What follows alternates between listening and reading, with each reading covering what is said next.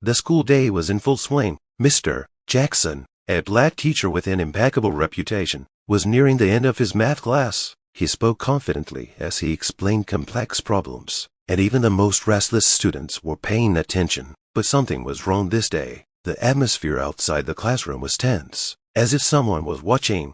Suddenly, a parent of one of the students, Mr. Holland, walked into the room. His face was red and his hands were clutching his phone tightly. He didn't knock or apologize for his intrusion. He simply stood at the door and loudly declared, "I will not allow my child to be taught by a person who looks like you." The class frowned. The students looked from their teacher to the intruder. Mr. Jackson, remaining calm, took a step forward. "Mr. Holland, you seem to have entered the classroom without permission. How may I help you?" he asked, trying to speak as evenly as possible. "Help," Holland laughed, but there was no joy in his laughter. "Don't you understand? I want you to stop working here. People like you shouldn't be teaching our children." Mr. Jackson sighed. It wasn't the first time he'd shown this attitude, but it had never happened in front of his students. "Mr. Holland, I'm just a teacher trying to teach your children," he replied calmly. "I don't understand why you think this is unacceptable. Because you're a bad example," Holland shouted. "My son said you talk about equality and respect, but people like you can't be respected." The class began to whisper. Several students looked at Mr. Jackson with concern. They knew him as a kind and intelligent teacher who always tried to support each student. They found it difficult to understand why someone would say such a thing. But Holland didn't stop. He pulled out his phone and dialed a number. "I'm calling the police," he said loudly, so that everyone could hear. "I want you arrested for disturbing the peace. You shouldn't be here." Mr. Jackson remained where he was, but there was a weariness in his eyes. He knew the situation could get out of hand, but he couldn't let his students see him lose his temper.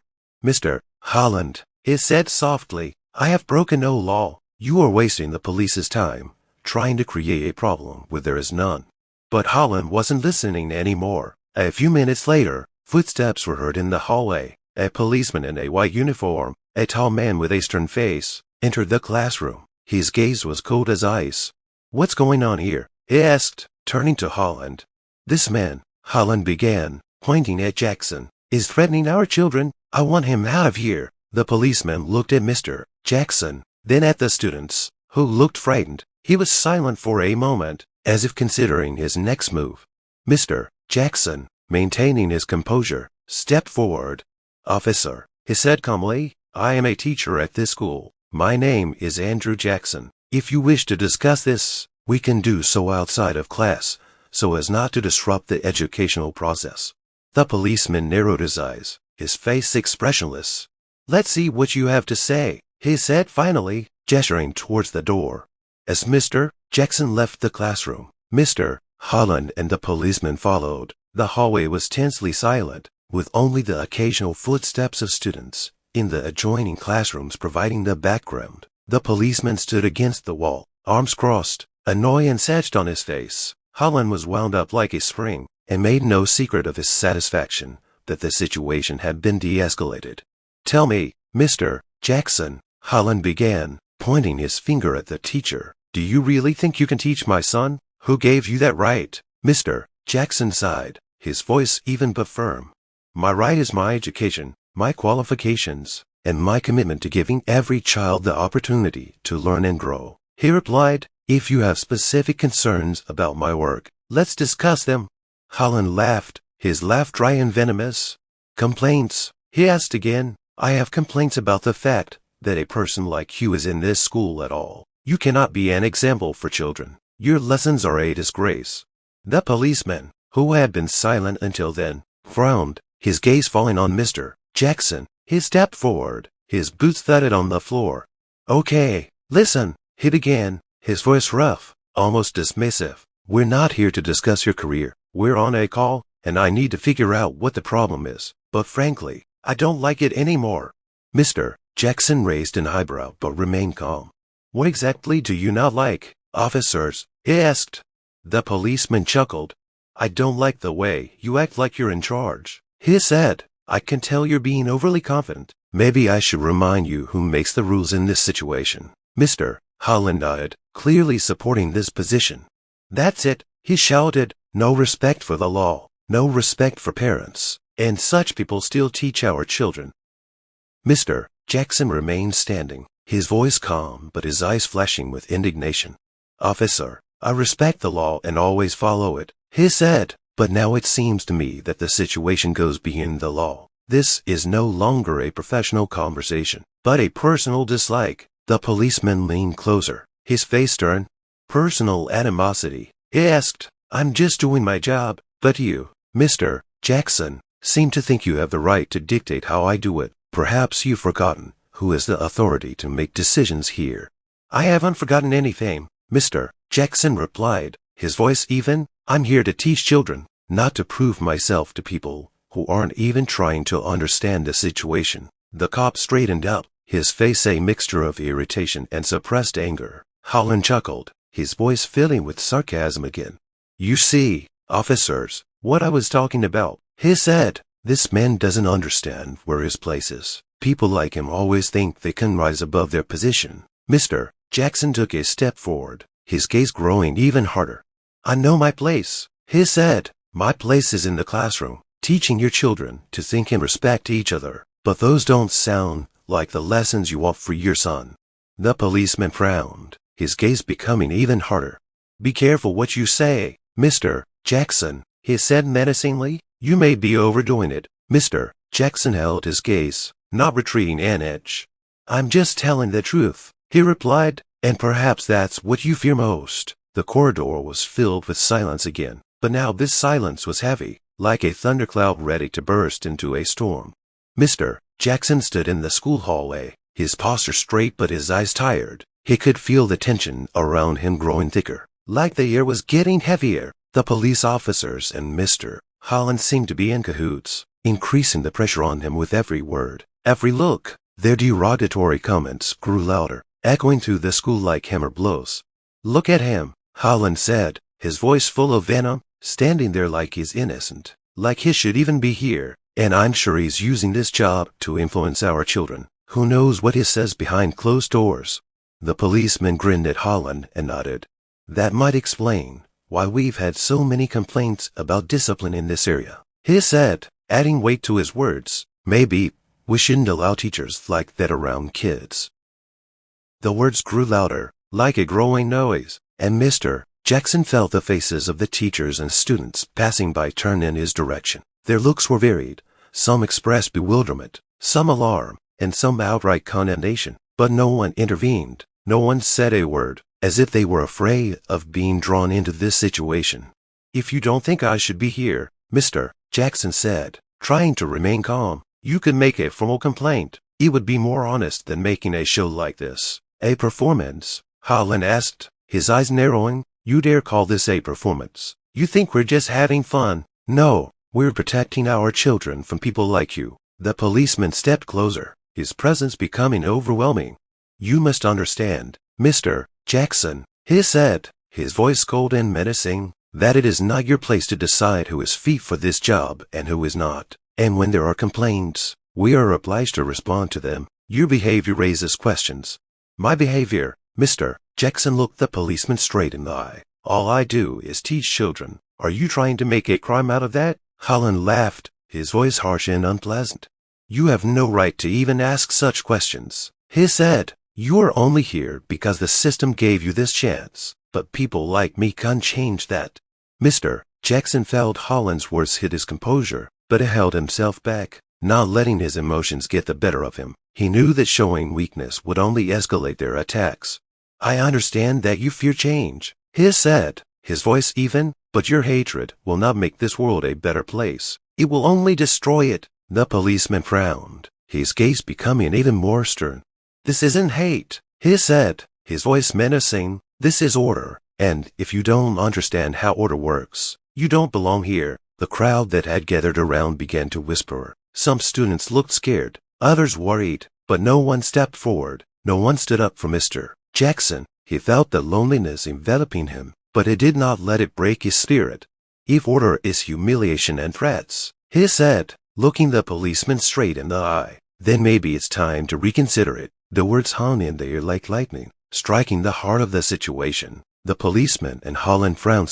their faces contorted with anger. But Mr. Jackson did not back down. He stood tall, despite the humiliation, and continued to fight for his dignity. The whispers in the hallway grew louder, becoming a murmur. Students and teachers began to gather around, drawn by the serious tension of the proceedings. Mr. Jackson remained erect, his gaze steady, though the tension within him was making itself felt. Before him stood two men who personified prejudice and injustice, but their confidence was beginning to crack like ice under pressure. Mr. Holland, seeing that the assembled company was beginning to listen to Jackson's words, was seething with anger. His face turned red and he stepped forward, clenching his fists. "Did you all hear what he said?" Holland shouted, turning to the crowd. "This man thinks he's above us. He thinks he can teach our children, no matter who he is." But his words were not met with the enthusiasm he had expected. The students' and teachers' gazes became more attentive, their expressions more skeptical. Someone began filming the proceedings on a phone. Several students who had been sitting in the classroom looked at each other, their faces expressing a mixture of incomprehension and disappointment. "I think you need to explain your behavior, Mr. Holland," said one of the teachers, who had come closer. Her voice was firm, although there was a sense of caution in it. "Why did you intrude on the classroom? Your actions seem highly inappropriate." The policeman standing nearby frowned. He clearly didn't like the fact that the situation was getting out of control. "This is about the safety of the children," he snapped. "We're here to sort this out, and you decided to sort things out by humiliating the teacher in front of his students." The teacher's voice sounded again. "Is that what you call sorting things out?" The crowd began to roar in approval. The policeman looked around, his face stern but his eyes doubtful. Holland tried to speak, but his voice was lost in the murmur. Mr. Jackson, feeling encouraged, stepped forward, his voice loud and clear as a bell. "My students know who I am. They see my work every day, but now they see what happens when someone tries to destroy someone else's dignity just because of who that person is." His words hung in the air, making everyone freeze. The cop clenched his fists, but said nothing. Holland looked confused, his confidence fading. "You should think about what you're showing your children," Jackson continued, looking directly at Holland. "Hate doesn't make them stronger, it makes them weaker." At that moment, the students began to applaud. Several teachers nodded approvingly. It was a turning point, when Jackson no longer stood alone. Now he had those on his side who saw him not just as a teacher, but as an example of how to fight for what is right. The policeman turned to Holland, his face filled with irritation. "Maybe we should end this here," he said through gritted teeth. "The situation has gotten out of hand." Holland tried to object, but his voice was weak. He shouldn't," he began, but he realized that his words no longer had any power. The crowd continued to watch as the policeman led Holland away. Mr. Jackson remained in the spotlight, his face calm but his eyes triumphant. It was a moment when truth prevailed, despite all the pressure and injustice. The school hallway was more like an arena, with every eye on Mr. Jackson and Mr. Holland. Students and teachers watched with bated breath. No one wanted to intervene, but the tension in the air was becoming almost unbearable. The police officers, who seemed to be trying to stay out of the act of confrontation, stood to the side, but his presence added weight to Holland's words. Holland, despite the growing discontent of the crowd, showed no signs of stopping. His face was as red as an angry bull, and his words were pouring out like poison. "Do you think this is the end?" he shouted loudly, turning to the crowd. "You all bought into his game. This man is not worthy of standing here. He wants to ruin our children's future, to instill false values in them. Is that what you want?" Some of the students began to look at each other, their faces expressing a mixture of fear and confusion. A few lowered their heads, but others continued to stare at Holland with undisguised disbelief. The teacher who had tried to intervene earlier stepped forward. "Mr. Holland," she said firmly, "your tone is unacceptable. You have a right to your opinion, but humiliating another person is unacceptable, especially in school." "You don't understand," Holland shouted, his voice shaking with anger. "This man, he shouldn't even be here. I want him gone, now." The policeman finally intervened, his voice low but stern. "Holland, maybe that's enough. The situation has already gone too far. If we continue, it won't work out in your favor." But Holland ignored him. His gaze was fixed on Mr. Jackson, who stood as straight as a stone statue despite the barrage of insults. "You think you're better than me, Holland continued, now addressing Jackson directly. You think your fine suit and pretty words can hide who you really are. I can see right through you, and you won't change the fact that you're just a bug in the system. Mr. Jackson took a deep breath. He knew it was meant to break him, but he couldn't let himself be swayed. His gaze was calm, his voice even. Mr. Holland, your words say more about you than they do about me. He replied, you try to destroy what you cannot understand, but that does not make you stronger. It makes you weaker. Holland laughed, but his laugh lacked confidence. Weaker, he repeated, his voice shaking. You don't even understand that you have no right to talk to me like that. The policeman intervened again, but this time his voice was harsher. Holland, I said enough. If you don't stop, this will become a problem not only for him, but for you too. The crowd began to whisper. Some students began to film the scene on their phones. The tension grew, like before a thunderstorm. Mr. Jackson looked at Holland. His eyes filled not with anger, but with determination. Everyone has a voice, he said, and even if you try to silence me, I will not stop, because this is not just my fight. This is the fight of everyone who has faced injustice. Jackson's words broke the silence like lightning. Holland recoiled, his face contorted with rage, but he remained silent. The policeman, apparently sensing that the situation had gone beyond the pale, came closer. We need to stop this before it gets worse, he said, looking at Holland. But he stood there like a cornered animal. His anger was now mixed with fear that he couldn't hide. Jackson, despite all the pressure, remained firm. He knew that the truth was on his side, and now it was beginning to become obvious to everyone around him. The hallway was filled with heavy anticipation, as if everyone was holding their breath in anticipation of something important happening. Mr. Jackson stood straight, his gaze focused, but inside he felt a growing tension. Holland, his confidence beginning to falter, looked between the policeman, the crowd, and that teacher, who, despite the pressure, was not giving in. The policeman, who had been watching silently until then, suddenly stepped forward. His boots hit the floor with a loud thud, causing the silence to shake. Enough! His voice cut through the air like a whip. He turned to Holland, something like irritation flickering in his eyes. You want this to get to the point of public disorder charges, because if it does, I can help you with that right now. Holland frowned, his face a mixture of fury and confusion, but then he turned back to Jackson, his gaze full of malice.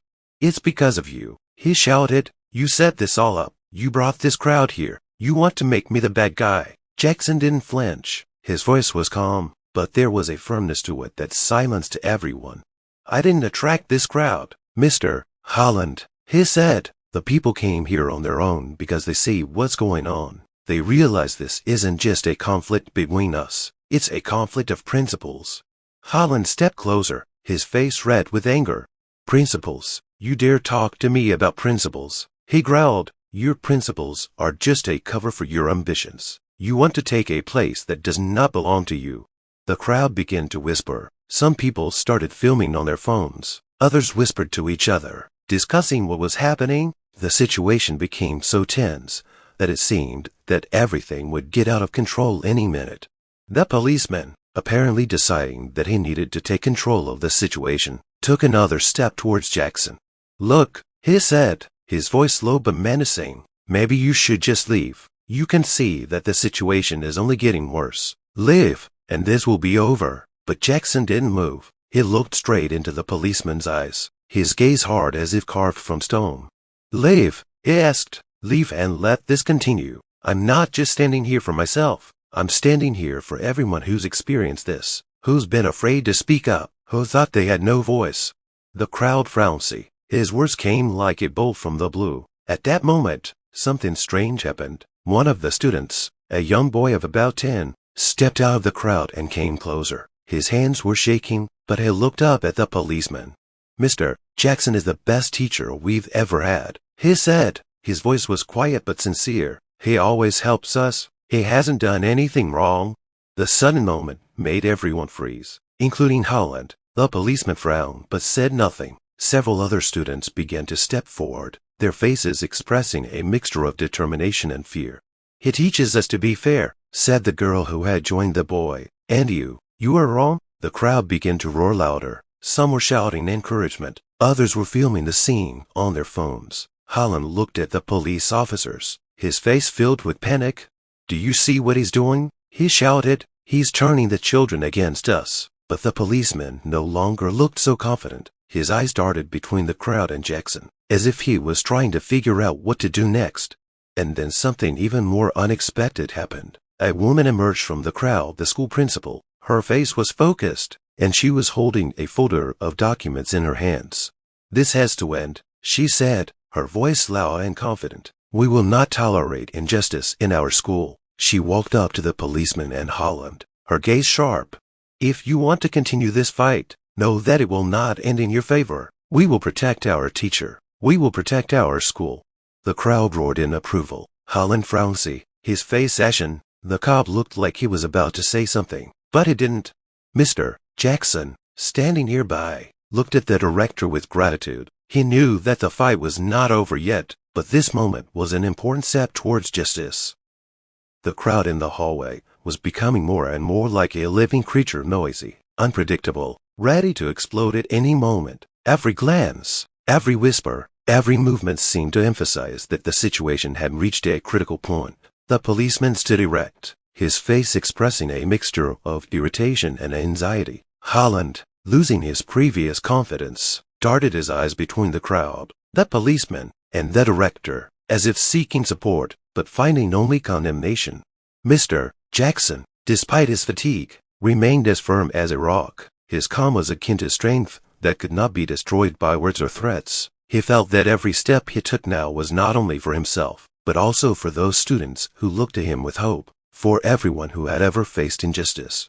"This is beyond the pale," Holland hissed, his voice harsher than before. "You're turning the mob against us. You're putting my name, my reputation, at risk." He stepped closer, his face red with anger. "I won't let you make an enemy of me," he continued. "People like you are always trying to destroy the system, but I am part of it, and I will protect it." Mr. Jackson took a slow breath before answering, his voice calm but confident, as if he already knew his words would hit the mark. "The system you're trying to protect is not based on justice. It's based on fear," he said, looking Holland straight in the eye. "But fear is a weak foundation. It always crumbles when people start telling the truth." Jackson's words silenced the crowd. Even those who had been filming the scene on their phones lowered their phones for a moment to hear every word. The policeman frowned, his gaze becoming intense. He took a step forward, trying to regain control of the situation.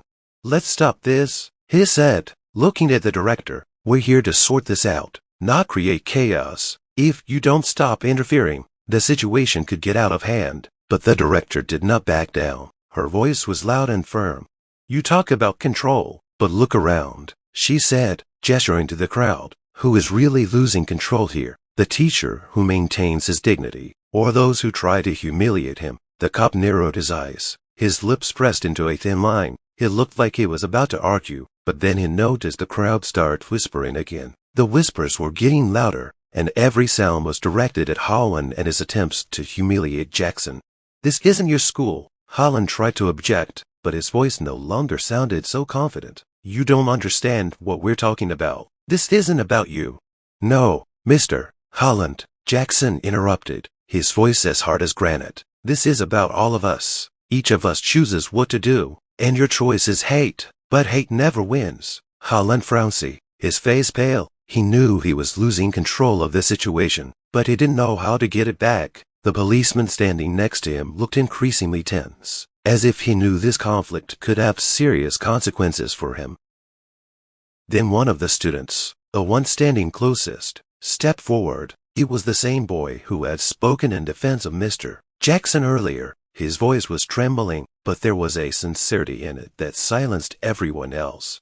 "You're wrong," he said, looking straight at Holland. "Mr. Jackson never said anything bad to us. He teaches us to be better, and you show us how to do badly." His words echoed down the hall like thunder. The crowd began to whisper even louder, but now there was support in those whispers. Several other students began to nod, and then someone else shouted out, "We're on Mr. Jackson's side." The policeman frowned. His voice was quiet but threatening. "Kids, step aside," he said, trying to regain his authority. "This is an adult conversation." But the children did not retreat. Another student stepped forward. "We cannot remain silent when we see something unfair happening," he said. "You yourself taught us that justice is important." The cop frowned, his face momentarily confused. Even Holland paused, unsure of how to respond. The crowd grew more confident, and in that moment, Jackson realized the truth was starting to win out. The crowded hallway became a battleground for justice. The whispers from the crowd seemed louder than any shout, and every glance directed at Holland and the policeman increased the tension. Holland, who had been eloquent and confident, began to lose his composure. His words, full of malice and prejudice, were drowned out by the din of discontent. He felt the situation slipping from his hands, but he could not stop himself. "You are all wrong," Holland shouted, his voice shaking with rage. "This man does not deserve your respect. He is deceiving you. Men like him always use pity to get what is not theirs." These words made the crowd freeze. Even those who had not previously shown open support for Mr. Jackson looked shocked. The school principal pressed her lips together, her gaze turning icy. "Mr. Holland," she began, her voice as firm as a hammer blow, "you have crossed a line. Your language not only demeans our teacher, it undermines the very foundation upon which our school is built. Here we teach respect, not hate." Holland turned sharply to face her, his face contorted with anger. "Respect," he growled. "You talk about respect when you allow this man to be an example to our children. What can he give them except his pathetic excuses?" Mr. Jackson took a step forward, his gaze firm but weary from the endless attacks. "Respect is not something you can force, Mr. Holland," he said, his voice level but powerful. "Respect must be earned, and your attempt to humiliate me only shows how little you understand about what we teach our children." The policeman, who had been standing silently until then, finally intervened. His voice was low, but there was a hint of irritation in it. "Look, I didn't come here to listen to you bicker," he said, looking at the director and Jackson, "but I'm here to restore order, and if this doesn't stop, I'm going to have to take action." The director stepped forward, her gaze focused on the policeman. "What action do you intend to take, officers?" she asked, her voice as cold as ice. "Are you going to arrest our teacher for defending himself against unjust accusations, or do you want to appease the crowd that sees injustice with its own eyes?" The policeman fell silent. His face showed confusion. The crowd began to whisper louder, and someone shouted, "Leave Mr. Jackson alone." The whispers turned to murmurs, then to cheers. The cop stepped back, but Holland, seeing that he was losing control, stepped forward again. "You're all blind," he shouted, his voice as sharp as a knife. "You don't understand what's happening. This man is destroying everything we've built. He's making our children believe a lie." "A lie?" Mr. Jackson asked, his voice quiet, but everyone in the hallway heard it. "The only lie here is your hatred, Mr. Holland. It's not only destroying you, it's destroying those you're trying to protect." The words hit like thunder. Holland frowned, his face turning pale. He realized his words no longer had power. The crowd began chanting Mr. Jackson's name, and even the police officers looked like he wanted no part of this conflict anymore. The director turned to the crowd, her voice loud and clear. "Our teacher has proven his commitment to our children, our school, and our values," she said. "I now ask everyone to disperse. This is a place for learning, not hate." The crowd began to disperse slowly, but the tension was still in the air. Holland stood as if cornered, his expression a mixture of anger and defeat. The policeman walked silently toward the exit, his steps heavy. Mr. Jackson remained where he was, surrounded by students who looked at him with pride and respect. This day was a test for everyone, but it also became proof that the truth can stand even under the strongest pressure. The hallway went silent, but the tension remained, as if the air had become thick and syrupy. Holland stood as if struck by lightning, his face turning red and then white, his eyes darting around, as if he were seeking support where there was none. But the crowd looked at him not with respect, but with condemnation. The policeman stood to the side, arms crossed, his expression growing more and more intense. It was as if he didn't want to be a part of this anymore, but he didn't know how to get out of it. The school principal stepped forward, her confidence breaking the silence. She held documents in her hands, which she had pulled out of her folder. "Mr. Holland," she began, her voice level but with a steely edge, "not only did you violate school rules with your interference, But you created a situation that could have ended much worse if Mr. Jackson had not shown professionalism. Professionalism, Holland shouted, his voice shaking. You call this professionalism? This man humiliates us, makes us feel like strangers in our own school. The director raised her hand, silencing him. You created a hostile environment. Mr. Holland, she said, your actions have jeopardized the school's reputation and the students' trust. But the worst thing is that you did it without any justification. The crowd began to whisper. At that moment, one of the teachers, who had been standing to the side, stepped forward. It was Mr. Harrison, the history teacher, who always kept to himself. I've worked with Mr. Jackson for several years now, he said loudly, so that everyone could hear. I've seen him inspire children, teach them to be better, and in all that time, I've never heard one legitimate word of complaint against him. Your accusations, Mr. Holland, are simply a manifestation of your bias. Holland turned to Harrison, his face contorted with anger. Are you on his side? He asked, his voice full of contempt. Do you want to defend this man, too, despite everything he's done? What did it do? Mr. Holland, the director asked sharply. Where is your evidence? Where are your facts? Holland frowned, his mouth opened, but no words came. He realized that his accusations had no basis. And then something happened that no one expected. A student emerged from the crowd. It was a little girl of about 10 years old. Her eyes were shining with tears, but her face was determined. Mr. Jackson has always been supportive, she said quietly, but her words echoed throughout the hallway. When I was having a hard time, he helped me. When I was afraid to answer in class, he told me I could do it. He's a good man. Why do you treat him like that? Her words echoed like thunder. A murmur began to form in the crowd, and several other students began shouting words of encouragement to Mr. Jackson. One by one, they came forward, telling their stories of how the teacher had helped them, how he had inspired them. Holland stood there, paralyzed, his face a picture of utter defeat. The policeman finally broke the silence. I think this is clear, he said, his voice dry. We have no reason to take further action. We are leaving. The director turned to the crowd. Thank you to everyone who supported Mr. Jackson, she said. It proves that truth always prevails. Now, please return to your studies. The crowd began to disperse, but a sense of justice hung in the air. Holland stood motionless, his face a mixture of anger and despair. But he said nothing, just slowly turned and walked away. Mr. Jackson stood there, surrounded by students who looked up to him with respect. This moment was his victory, not only as a teacher, but as a man who had proven that dignity and truth always find a way to people's hearts. Holland walked down the hallway, trying not to show his confusion. His footsteps were hollow, like the beat of a heart, and each tap of his boot on the tiles seemed louder in the absolute silence. The crowd had dispersed, but the looks of condemnation and indignation seemed to hang in the air, haunting him. He felt his back break out in a cold sweat, and the confidence that had filled him just a moment ago was melting away with every passing second.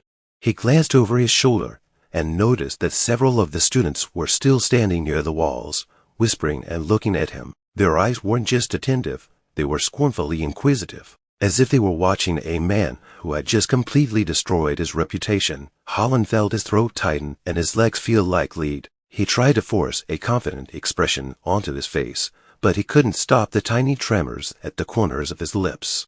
How could it have turned out like this? Flashed through his mind. Mr. Holland had always been the center of attention, always had influence, and now he stood in the hallway, surrounded only by emptiness, which pressed on him more than any noise of the crowd. His hands clenched into fists, but even that didn't help to suppress the fear that was rising from the depths of his mind. The principal, Mr. Jackson, the students, they were all against him.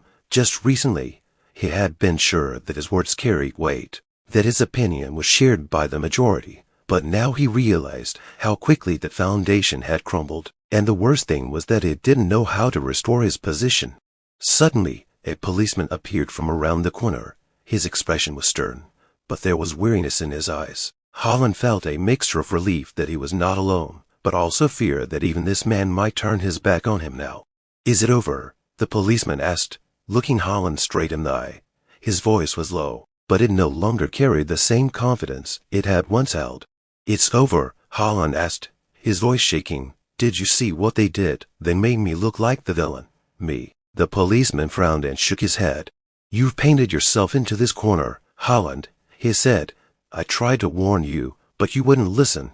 It's not my problem now. The words hit like a hammer. Holland wanted to say something, but he couldn't find the right words.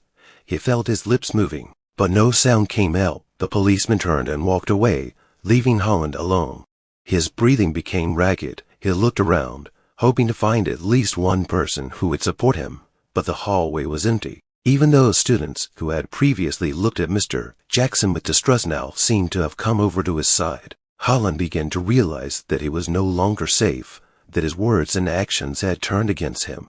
The memory of the crowd cheering for Jackson, the children telling their stories, battered his consciousness. He had thought he was in control, that his authority was unshakable.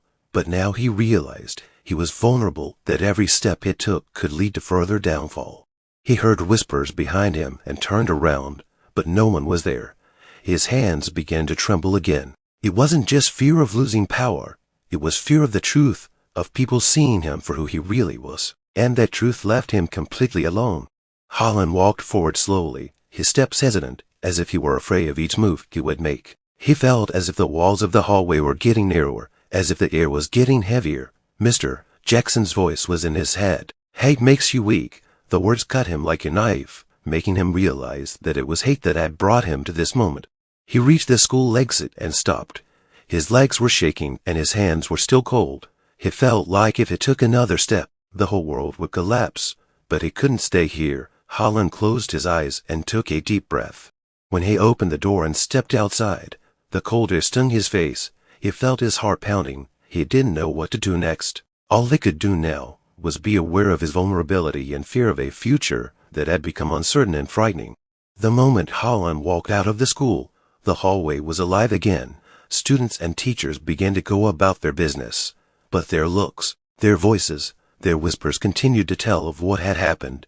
The atmosphere was still tense, but there was a change in it. Now as if the darkness that had hung over the place for so long was beginning to lift. Mr. Jackson stood at the door of his classroom, watching the students leave. His face was tired, but there was a light in his eyes. It wasn't triumph, but relief, as if he'd just been through a storm and was finally in sight of the shore. Students came up to him one by one, their words of encouragement sincere. Thank you, Mr. Jackson, said one of the students. We know you're always there for us. You're the best teacher. You taught us not to give up, added another student. Thank you for that. The school principal, who had been silently watching the proceedings, approached Jackson, her face focused but her voice filled with respect. Mr. Jackson, she began, I want to apologize for what you've been through. You've shown incredible patience and resilience. You've been an inspiration to us all. Jackson looked at her, his voice quiet but confident. Thank you, Mrs. Brown. I did it not only for myself, but for the students. They need to know that they can fight for what is right. The director nodded and then added, but this is not the end. We must resolve this issue officially. Holland and his actions will not remain without consequences.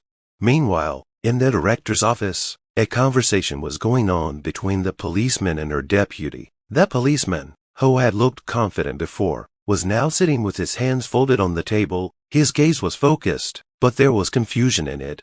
We were wrong, he said, but it got out of hand. Frankly, I think we need to publicly apologize to Mr. Jackson. The deputy nodded, but his gaze remained heavy. It won't be easy. Holland didn't just set this up, but I agree he overstepped his bounds. We have to do something to restore trust in the school.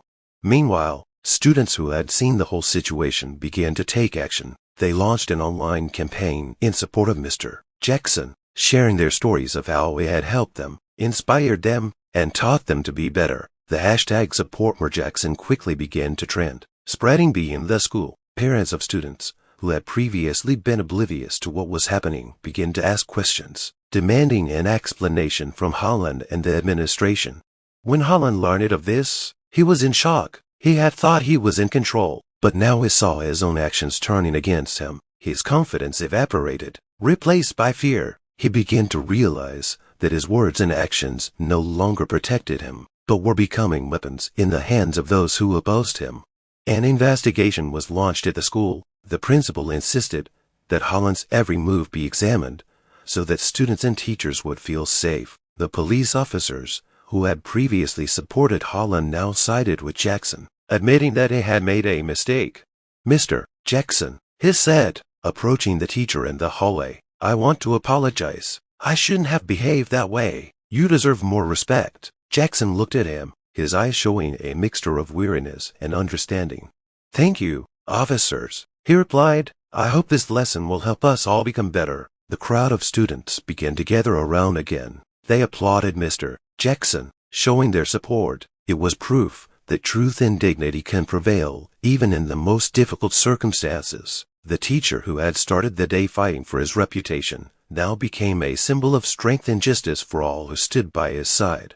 The school was once again filled with the usual noise, but everything seemed different. Students who would normally be rushing to class or chatting by their lockers were now discussing the events that had unfolded before their eyes. Every whisper, every comment was about Mr. Jackson, Holland, and what was to come next. The hallways, the walls, even the air seemed charged with tension. But it wasn't just curiosity, it was hope that justice would be served. In the principal's office, the meeting dragged on. Principal Miss Brown, along with her deputies and parent representatives, discussed what steps to take. On the desk were printouts from social media, hundreds of messages from students and parents supporting Mr. Jackson, and demands that Holland's behavior be addressed. For the first time in a long time, the school faced a crisis that couldn't be ignored. Mrs. Brown looked around the table, her gaze serious but determined. "We need to take action," she said. "Holland's actions have damaged the school's reputation and the safety of our students. We cannot ignore this." One of the deputies, Mr. Harris, nodded, but his face showed concern. "We have to be careful. Holland is a powerful man. His family could cause us problems if we act too abruptly." The director nodded, but her voice became firmer. "There are already problems, and if we remain silent, we will lose the respect of students, parents, and, most importantly, our teachers. Mr. Jackson deserves justice." Meanwhile, Mr. Jackson himself Saturday in the empty classroom. His hands were shaking, though he tried to remain calm. He knew he was right, but the feeling that things could still go wrong was there. Holland's words, his accusations and humiliations, echoed in his head, impossible to shake. There was a knock at the door. It was Mrs. Brown. She came in, her face a mixture of weariness and determination. "Mr. Jackson," she began, sitting down across from him, "I want to thank you for your resilience. I know it hasn't been easy for you, but you have proven your strength and dignity. We are working on a solution to this situation now. I want you to know that the school is completely on your side." Jackson nodded, his voice quiet. "Thank you, Mrs. Brown. It means a lot to me, but I'm not worried about myself. I'm worried about what our students will learn from this." The director smiled. Her smile was warm. "They are already learning their lesson, Mr. Jackson. They see that truth matters, and they see in you an example of how to fight for your principles." The group of students had gathered again outside the classroom door. They stood there, talking, and then someone knocked. Jackson invited them in. One of the students, the boy who had first spoken out in support of the teacher, handed him a note. "This is from all of us," he said, his voice shaking with emotion. "We wanted to say that you are the best teacher for us. Thank you for being there." Jackson unfolded the note. Inside were down scenes of short messages from students. "You inspire us. Thank you for everything you do. You taught us to never give up." His eyes filled with tears, but he blinked quickly to hide his emotions. Meanwhile, Holland Saturday at home, still confused. His thoughts were a mass. He replayed the events in his head, trying to justify his actions, but he knew he no longer had control. He was afraid of his name being tarnished, of losing respect and influence. But the fear became even more profound when he realized that people were beginning to see his true colors. His phone rang. It was his lawyer. "Holland," said the voice on the other end, "I must warn you, if you do not issue a public apology, this situation could escalate into legal trouble." Holland felt a cold wave run down his spine. He didn't know what to do. His confidence, his power, everything he had counted on, crumbled away like sand. Meanwhile, preparations began at the school for an open meeting with parents, teachers, and students. The principal insisted that everyone have a chance to speak out. This meeting was supposed to be a decisive moment when the truth would finally prevail. The assembly hall filled with people, parents, students, teachers, and even city council representatives had gathered to witness the final act of a drama that had shaken the school and extended far beyond its walls. Every seat was occupied, and those who could not find a seat stood along the walls, holding back their excitement. A tense silence hung in the air, like a taut string about to snap. Mr. Jackson walked into the room with his head held high, but there was weariness in his eyes. They applauded him, and the warmth eased his tension a little. He knew there was still a long way to go, but he felt that the truth would prevail today. Mrs. Brown walked beside him, her face set in determination. She was going to see this through to the end, to restore justice and show that the school would not tolerate hatred and prejudice. Across the room, Holland sat alone, his shoulders hunched and his face pale. He looked like a man who knew all was lost, but was still clinging to the last vestiges of his former confidence. The policeman, who had previously supported Holland, sat next to him, but his expression was even more sullen. It was clear to him that he was part of something that had gone beyond the law and common sense. As the meeting began, Mrs. Brown stepped forward, her voice firm and confident. Today's meeting is about restoring justice, she began. We must look at the actions that led to this situation and draw conclusions so that nothing like this happens again. She turned to Holland. Mr. Holland, you have an opportunity to speak before we make a decision. Holland looked up, but there was uncertainty in his eyes. He opened his mouth to speak, but the words stuck in his throat. He knew any excuse he made would ring hollow. Finally, he took a deep breath and said quietly, I thought I was doing the right thing, but maybe I was wrong. The room frowned. These words, although they sounded like a confession, did not convey genuine remorse. People began to mutter among themselves, expressing dissatisfaction. Mr. Jackson remained motionless, his gaze focused, but there was neither malice nor triumph in his eyes. It was the look of a man who was not expecting revenge, but truth. The policeman sitting next to Holland suddenly spoke. His voice was low but firm. I want to apologize, he said, standing up. I should have intervened sooner. I made a mistake in supporting the accusations without evidence. It was wrong. His words sent shockwaves through the room. It was an admission no one expected, but it made people think. Mrs. Brown nodded, acknowledging his words, but her voice remained stern.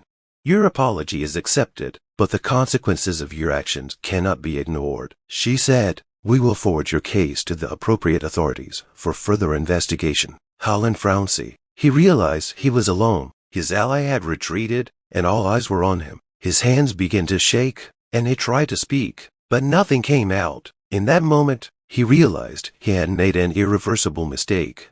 Mr. Jackson rose from his seat. His voice was even, but there was a firmness in it. I'm not asking for punishment for Mr. Holland, he said. I'm asking for justice. I want my students to know that hate will never be stronger than truth. We're here to teach kids to be better people, not to repeat the mistakes of the past. The room erupted in applause. These words became the culmination of what was happening. People stood up, expressing their agreement. Even some of those who had previously doubted were now supporting Jackson. Holland hung his head. He knew he had lost everything: his influence, his reputation, his place in society. His fear was palpable, and he could no longer hide his vulnerability. As the meeting drew to a close, the decision was announced. Holland was suspended from school affairs, and the officers was required to undergo a fitness for duty review. Mr. Jackson was reinstated with a formal apology from the administration. This day was a victory not only for Jackson, but for the entire school. It was a day when truth and kindness triumphed over hatred and prejudice. The students left feeling proud that they were part of something bigger, and Mr. Jackson returned to his classroom ready to continue his work of teaching children to be strong, fair, and kind. This story makes us think about the importance of justice, kindness, and resilience. What do you think are the lessons to be learned from this? Have you ever experienced injustice or discrimination? Share your thoughts and stories in the comments. We want to hear from you. We appreciate your support and are grateful that you are with us. If you enjoyed the video, don't forget to like and subscribe to the channel so you don't miss new inspiring stories. Thank you for being with us and have a wonderful day.